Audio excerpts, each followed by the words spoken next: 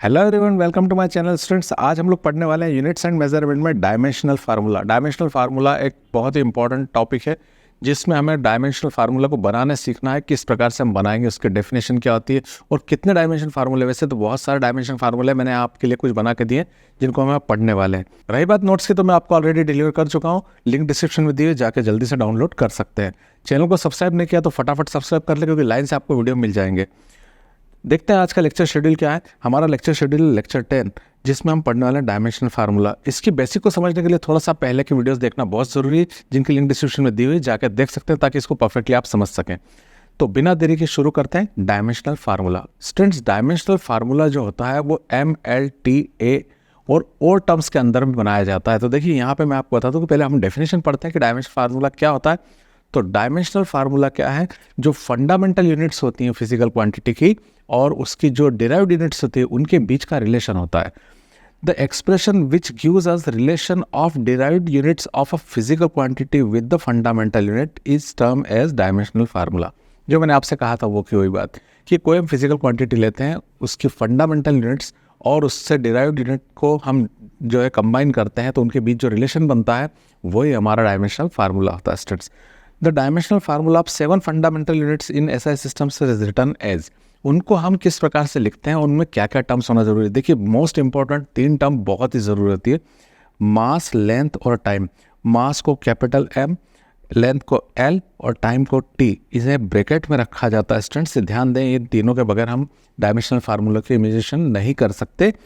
Temperature और electric current भी इनमें कुछ फार्मूले में मिलता है देखने को, लेकिन ल्यूमिनोसिटी और क्वांटिटी ऑफ मैटर भी इसके साथ शामिल किए जाते हैं। तो मेनली मैं आपको बता दूं, पहले 3 MLT है, बाद में टेम्परेचर और इलेक्ट्रिक करंट को भी हम उसमें ऐड करेंगे, जो कुछ फार्मूले में जिनकी ज़रूरत होती है।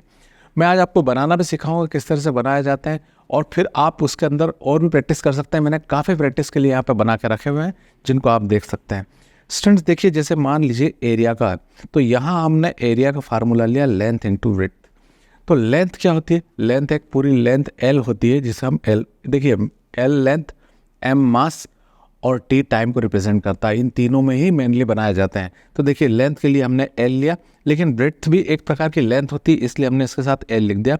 L में L को इंटू करते हैं तो L स्क्वायर, देखिए मैंने ब्रैकेट के अंदर L स्क्वायर लिखा है।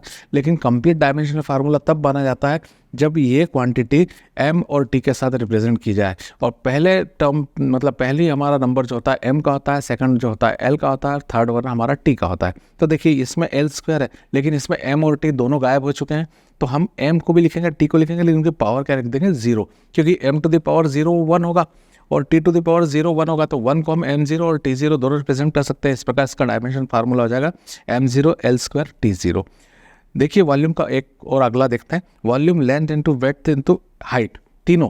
तो लेंथ भी L होती है, विड्थ भी L होती है और हाइट भी L होती है। मतलब तीनों लंबाइयाँ हैं, तीनों लेंथ हैं, इसलिए इन तीनों को ले लिया तो L³ बन गया है। L³ बन गया है। यहाँ पे फिर कौन एब्सेंट है? M और T एब्सेंट है। तो M को फर्स्ट प्लेस पे रखते हैं, इसलिए M0, L³ हमने यहाँ से ले लिया है और T0। इस प्रकार से होगा। ये 2 सिंपल डायमेंशनल फार्मूले। इसी प्रकार डेंसिटी को आप देखेंगे तो मास अपॉन वॉल्यूम। अब स्टूडेंट्स, यहाँ थोड़ा सा समझने की ज़रूरत है हमें। मास को हम क्या से रिप्रेजेंट करते हैं? M से, और वॉल्यूम को हम ऑलरेडी निकाल चुके हैं, M0 L3 T0। तो M0 L3 T0 हम इसको अपॉन में रख देते हैं। अब हमें क्या करना चाहिए, इसमें सीखने का तरीका है, आपको बनाने का तरीका बता रहा हूँ। जैसे न्यूमरेटर में M है, डिनोमिनेटर में M है, तो उनको सेपरेट कर लेते हैं। देखिए, मैंने M और M को सेपरेट कर लिया, लेकिन न्यूमरेटर में L नहीं है, तो वहाँ से 1 लेके डिनोमिनेटर के L को अलग कर लिया और T0 को भी इस प्रकार 1 के साथ अलग कर लिया। तो M की पावर जो 1 है, लॉज ऑफ इंडाइसिस के अकॉर्डिंग नीचे वाली पावर ऊपर जाके माइनस होती है, तो ऊपर पावर 1 है, नीचे से 0 माइनस होगा तो 1 माइनस 0 समथिंग 1 ही रहेगा। और L की पावर 3 ऊपर जाएगी तो L टू द पावर -3 हो जाएगी, और T टू द पावर 0 ऊपर जाएगी तो -0 होगी, लेकिन माइनस के साथ 0 नहीं लिखते हैं, इसलिए T0। तो इसका डायमेंशन फार्मूला बन जाएगा M1 L -3 T0। इस प्रकार स्टूडेंट्स, यहाँ पे हमने एक बात जरूर ध्यान रखें कि M, L और T का सीक्वेंस के साथ साथ इन तीनों को एक बड़े ब्रैकेट में ही रखना जरूरी है। विदाउट ब्रैकेट इसे नहीं रखा जाता है। स्पीड को देखिए, एक और देखते हैं। Speed equal to distance upon time. Distance एक प्रकार की लेंथ होती है और टाइम को T से रिप्रेजेंट करते हैं। तो लेंथ के लिए हमने L रख दिया, T को T रख दिया। अब ये t की पावर 1 है, ऊपर जाएगी तो t की पावर -1 हो जाएगी। अब यहाँ l और t -1 हो गया, लेकिन मैंने क्या कहा कि m का होना, l का होना और t का होना तीनों का ज़रूरी है। यहाँ m एब्सेंट है, इसलिए हम m को फर्स्ट टर्म पर रखते हैं इसकी पावर 0 करके, तो m की पावर 0 L1 t -1 इसका फार्मूला हो गया। जो एब्सेंट होता है उसको पावर 0 पर रिप्रेजेंट करना होता है। पहले नंबर पर m रखिए, दूसरे नंबर पर l रखिए और तीसरे नंबर पर t को रखिए। और देख लेते हैं एक्सेलरेशन को, देख लीजिए, change in velocity of time upon time. Change in velocity, अब यहाँ पे एक वर्ड तो आया कि चेंज इन, तो चेंज के लिए कोई डायमेंशन नहीं है, वर्ड कौन है, वेलोसिटी। वेलोसिटी में चेंज हुआ है ना, वेलोसिटी में ही, वेलोसिटी की हमको डायमेंशन फार्मूला लिखना पड़ेगा। तो वेलोसिटी का डायमेंशन फार्मूला जो स्पीड का है वही वेलोसिटी का होता है, तो वो हमने यहाँ रख दिया m0 L1 t -1 अपॉन में टाइम के लिए t लिख दिया, जिसकी पावर कुछ नहीं है, हम वंस कंसिडर करते हैं यहाँ पे।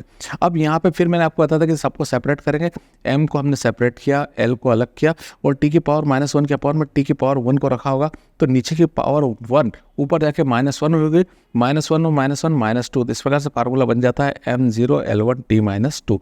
ये स्टूडेंट्स, ये इस प्रकार से बेसिक डायमेंशन फार्मूले बनाए जाते हैं। अब आप आगे के प्रैक्टिस करके बना सकते हैं, तो फोर्स के, मोमेंटम के, इम्पल्स के बहुत सारे मैंने यहाँ दिए हुए हैं। मैं कुछ एक दो ऐसे आपको बताता हूँ जिसके अंदर दूसरी टर्म्स भी आती हैं।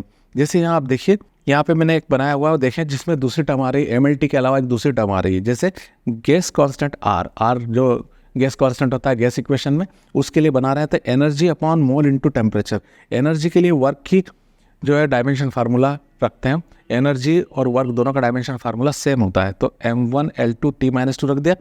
मोल के लिए मोल ही रख दिया, लेकिन टेम्परेचर के लिए हमें क्या रखना है, के। ये एक नई टर्म है हमारे पास, ध्यान देने की बात है। टेम्परेचर के लिए हम क्या लेंगे, के लेंगे, केल्विन। तो ऊपर वाला फार्मूला एज इट इज़ रखा हुआ है, के अपॉन में था तो ऊपर जाके के की पावर -1 हो जाएगी, और मोल अपॉन में तो उसकी मोल की पावर -1 हो जाएगी। ये इस प्रकार से ये एक अलग फार्मूला था। इसके ठीक नीचे एक चार्ज का फार्मूला भी हम देख लेते हैं, charge equal to current into time. तो करंट जो होता है एम्पियर से रिप्रेजेंट होता है, इसलिए हम उसको ए प्रेस से रिप्रेजेंट करेंगे, और टाइम तो आप जानते हैं टी से।